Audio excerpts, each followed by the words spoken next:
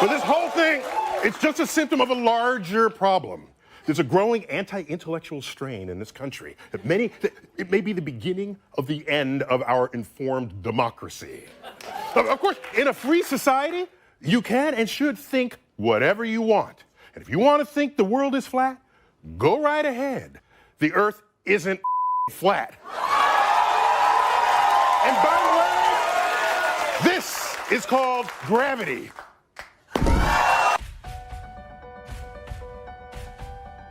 It is an interesting experiment telling somebody you know that you no longer believe in the universe and that our Earth is a giant spinning space ball. Try it for yourself. I guarantee they will tell you you're crazy, or at least look at you like you've lost your mind. The most interesting thing is when challenged, the ball believers will not actually be able to give you solid empirical evidence based on their first-hand experience that the Earth is actually a large spinning globe. Can any of us demonstrate firsthand in our day-to-day lives the Earth's curve or motion through the solar system? No, we cannot. And can any of us say we have seen the planets in their orbit and the universe expanding with our own eyes? No, again, we can't. Usually in response to this crazy person telling them that the Earth is flat, they will respond by 1. Bringing up images of the Earth as presented by NASA, or 2. They will say, come on, everyone knows space exists, and tell you that countless professors have dedicated their lives to studying this matter. At some point, perhaps, an emphasis on the existence of gravity will come up in the conversation. But you see, what is really happening when someone reacts so stubbornly to an alternative view of the Earth is not a result of the person's mental capacity. If the person had sat down with their heavily pregnant sister and said, "You are not a woman and you are not pregnant," then that is a statement which deserves such a reaction, as there is obvious empirical evidence of her pregnancy. No, what commences when challenging a person on the Earth is a battle against their programming. This programming is a deep-rooted and established matrix that is deliberately constructed when we are infants. Before we leave primary school, our first-hand experience of our flat and stationary world is slowly being erased and steadily inflating into the bloated and spherical idea that the Earth is a globe. The sad thing is, many of us grow up and never question this notion again. It is only in photographs and videos from NASA and other official trusted sources that the horizon appears curved. All amateur and raw unedited images of the Earth will provide a completely flat horizon. And this is what we see ourselves through our own two eyes when standing at a beach or looking out from a vantage point. At any altitude, the horizon always appears 360 degrees flat, because it is. And it always rises to meet the eye level of the viewer. You never have to look down or up to see the horizon. It meets you. No matter how huge they say the Earth is, if it were a curved ball, you would have to adjust your view upwards or downwards to meet the horizon. And I know we've seen the curve in photos and videos, but NASA and many other official sources continually distort the horizon in their footage with a fisheye lens to give the effect of a curved Earth. This is the same fisheye lens inherently built into the GoPro. And I know what you're going to say.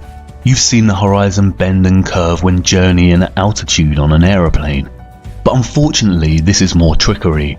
Aeroplane windows commonly bow outwards to give the illusion of curvature. A Telegraph article, catering to our gullible nature, explains that flight windows were changed because the square windows caused a higher percentage of crashes. Yeah, right. They use our size as human beings to dismiss our own infallible perception of a flat and stationary Earth, claiming we are not big enough to witness the curvature. But this balloon managed to ascend 121,000 feet and left its fisheye lens behind. Lo and behold, a flat horizon. The balloon wobbles and spins, but the horizon remains dead straight, not curving in any way, shape or form. And this is the problem. For centuries, our ancestors used their own judgment and relied on their own natural-born senses to discern that the Earth was flat. And although some had dabbled in theories of the Earth's potential curvature, it wasn't until the early modern period, with voyagers like Christopher Columbus, that the heliocentric globe model became dominant and humans forever sacrificed the knowledge of their own senses. And the heliocentric model is so blatantly flawed and nonsensical that it's astonishing that it even gained traction. Take the water bordering our horizon, for instance. It is the natural physics of water to find and maintain a level, and it just so happens that that level is flat. If Earth was a spherical ball, water would not maintain such consistent flat levels.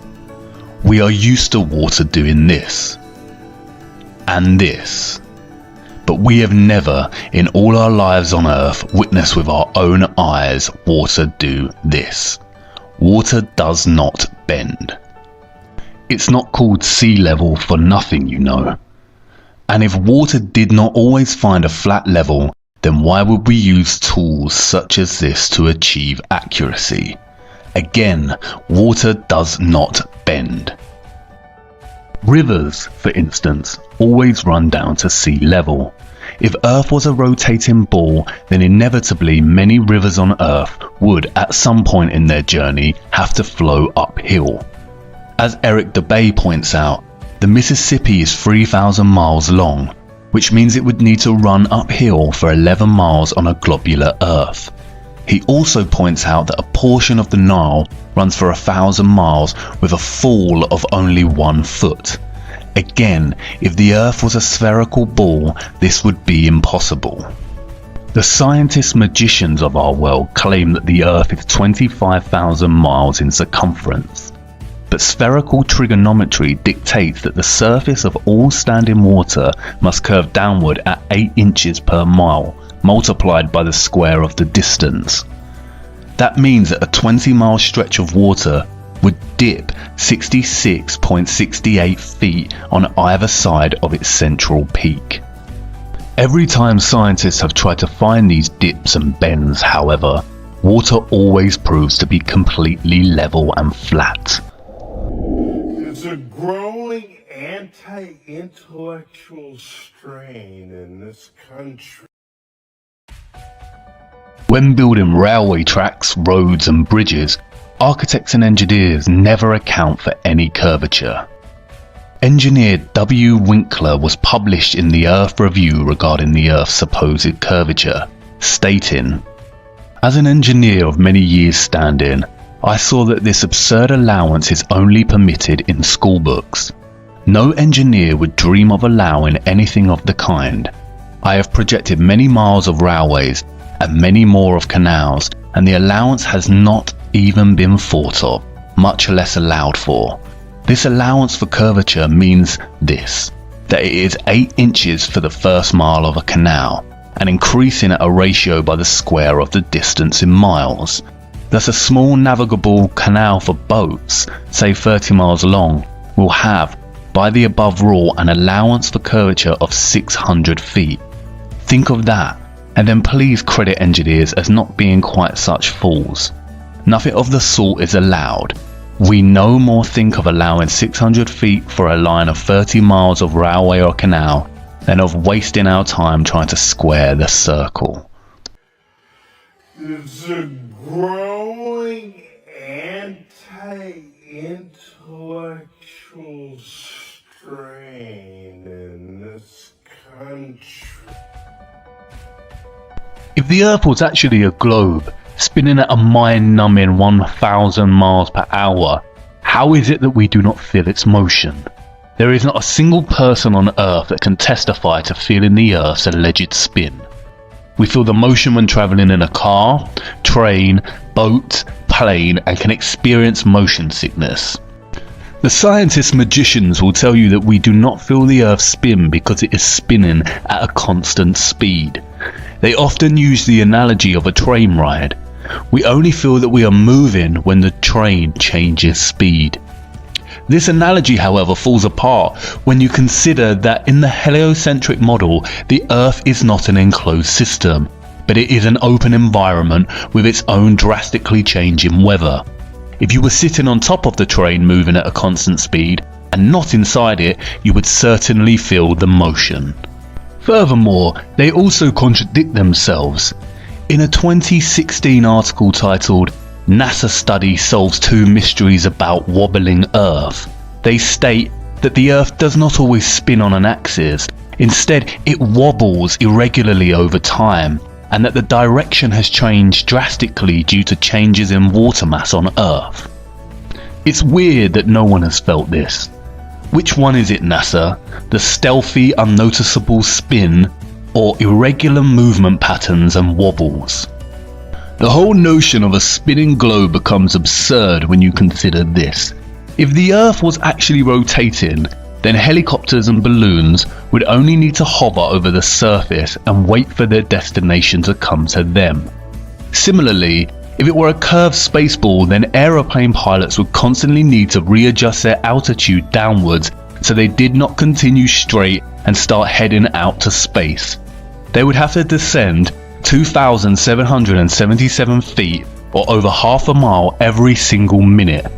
This of course is not the case, and pilots are never instructed or taught this mechanism of flight. And what does a real pilot have to say about it? Oh, okay. Am I allowed to say hi?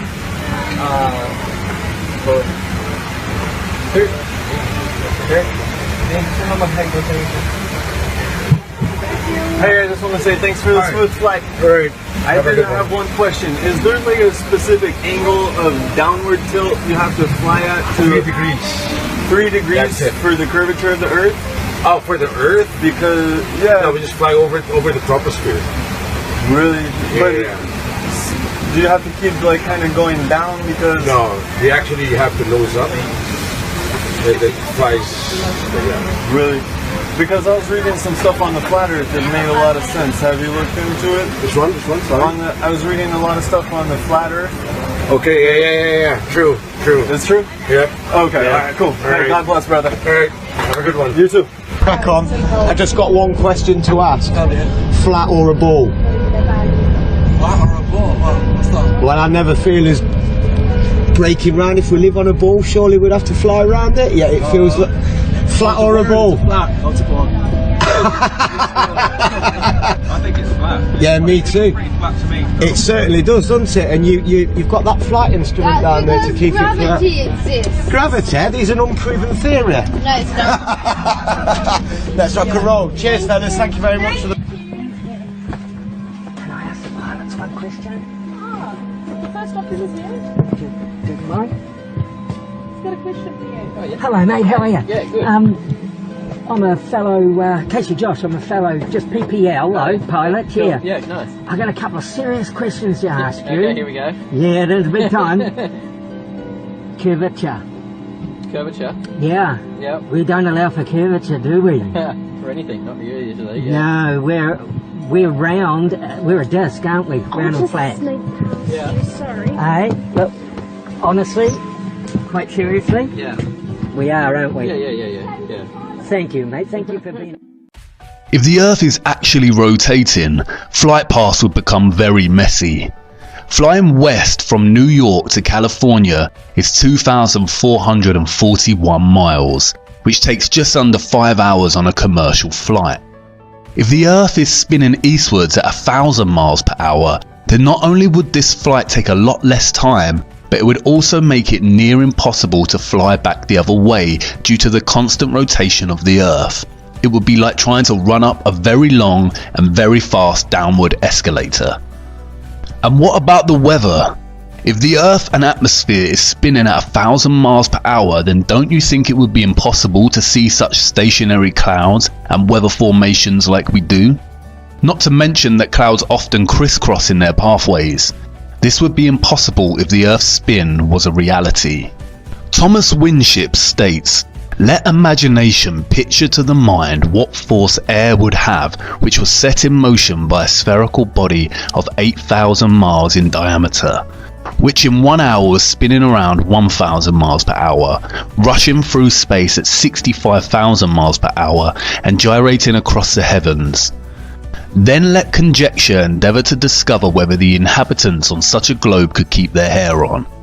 If the Earth globe rotates on its axis at a terrific rate of 1,000 miles an hour, such an immense mass would of necessity cause a tremendous rush of wind in the space it occupied. The wind would go all one way, and anything like clouds which got within the sphere of influence of the rotating sphere would have to go the same way. The fact that the Earth is at rest is proved by kite flying. And honestly, if the Earth was a fast rotating globe, then wouldn't the oceans and other bodies of water be pushed away from the Earth in the same way as when a wet tennis ball is spun rapidly, the water sprays outwards? The scientists magicians have an answer for this. They call it gravity. And by the way, this is called gravity. The scientists magicians are at it again, weaving their spells and telling us tales of a powerful force keeping us rooted to the Earth. If gravity was such a powerhouse, then birds would struggle to fly. Insects would not be able to use wind to navigate. Monkeys would not climb and jump among trees with ease. Planes would not be able to take off from the ground. Trees would not be able to overcome gravity's pull when their growth towards sunlight and would begin to bend towards the Earth the taller they became. And if gravity exists and has the power to bend and wrap the oceans around a gigantic spinning ball, then humans would certainly struggle to lift their arms and legs. Legend has it that an apple fell on Newton's head as he sat under the tree, and this was the catalyst for his great discovery of gravity, which claims that objects are attracted to large masses and gravitate towards their centre. However, when they talk about gravity, what they are actually referring to is the law of density relative to mass. Today, I'm going to show you a simple science experiment that you can try at home to learn about density. Start by taking an empty glass and tip in some water and food colouring. Then add some syrup or treacle. And I'm going to add a little bit more water to make the layer a bit thicker.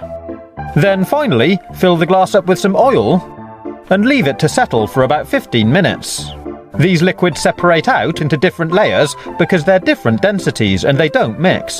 The syrup has the highest density, so it sits on the bottom, and the oil, which has the lowest density, rises to the top. Try dropping different objects in to see what happens. If we drop this metal nut in, which is really dense, you can see it sinks right to the bottom. But if I take this grape and drop it in, it sinks through the oil and water, but sits on the syrup. This is because the syrup is denser than the grape. Pretty cool, huh? Now if I take this plastic bottle top and drop it in, it slowly sinks through the oil and sits on the water. And finally, if I take this piece of sponge and drop it in, it sits on top. It is a scientific fact, verified by undisputable evidence, that when objects are placed in mediums with less density, they sink, and when placed in mediums with higher density, they rise or float. For example, a rock in water will sink because the object's density is greater than the water's density, as will a ship's anchor. Likewise, helium-filled balloons rise because they are lighter than the air. Submarines float on the ocean when their ballast tanks are empty and contain air, and they sink when their ballast tanks begin to be filled with water. This is how they manipulate their depth in the ocean, by adjusting the ratio of air and water in the tanks. This is proven by filling a balloon with 50% air and 50% helium. As helium is lighter than air and the ratios are even, the balloon remains fixed in the air without rising or falling. Again, much like the Earth's curve and spin, we do not witness smaller objects on Earth gravitating and orbiting around or being pulled towards larger objects. It seems very convenient that gravity's tendency to make smaller objects orbit around larger objects is exclusive to the globe itself and all the supposedly surrounding planets and stars, none of which we can actually see in motion or orbit. Even when you study the claims made by the scientist magicians of the so-called planets and moons, their calculations begin to work against them. As Eric Dubay pointed out, Newton also theorized, and it is now commonly taught, that the Earth's ocean tides are caused by gravitational lunar attraction. If the moon is only 2,160 miles in diameter and the Earth 8,000 miles, however, using their own math and law, it follows that the Earth is 87 times more massive, and therefore the larger object should attract the smaller to it, and not the other way around. If the Earth's greater gravity is what keeps the moon in orbit, it is impossible for the moon's lesser gravity to supersede the Earth's gravity, especially at Earth's sea level, where its gravitational attraction would even further out-trump the moon's. And if the moon's gravity truly did supersede the Earth's causing the tide to be drawn towards it, there should be nothing to stop them from continuing onwards and upwards towards their greater attractor. There's a growing anti-intellectual strain in this country. Ultimately, Newton's gravity erased the common sense of up and down, and in its place normalized the preposterous idea that this is possible. And this. And that meanwhile, in Australia, this is nonsensical, pseudo-scientific mockery and nothing more than an invention to justify the spinning spherical Earth hoax. Without the theory of gravity, not a single person in their right minds would ever believe the Earth a globe, with some of the population existing upside down on the underside of the planet. This is all quite simple once you start to break away from the toddler years of matrix programming. The laws of perspective and density perfectly explain the natural workings of our world. They invent complex concepts such as gravity and ridiculous spinning spherical networks of incomprehensible figures and speeds to bamboozle us. And we will get onto why they do this shortly. But wait a minute. I know you're not on board with this just yet, and I can tell you have a big question that you're burning to ask. If the Earth is not a spinning globe, then what about the sun and the moon? We can see the sun rising and setting every day. I'm glad you asked. Follow me to part 4 so we can take a much closer look at our wonderful sun.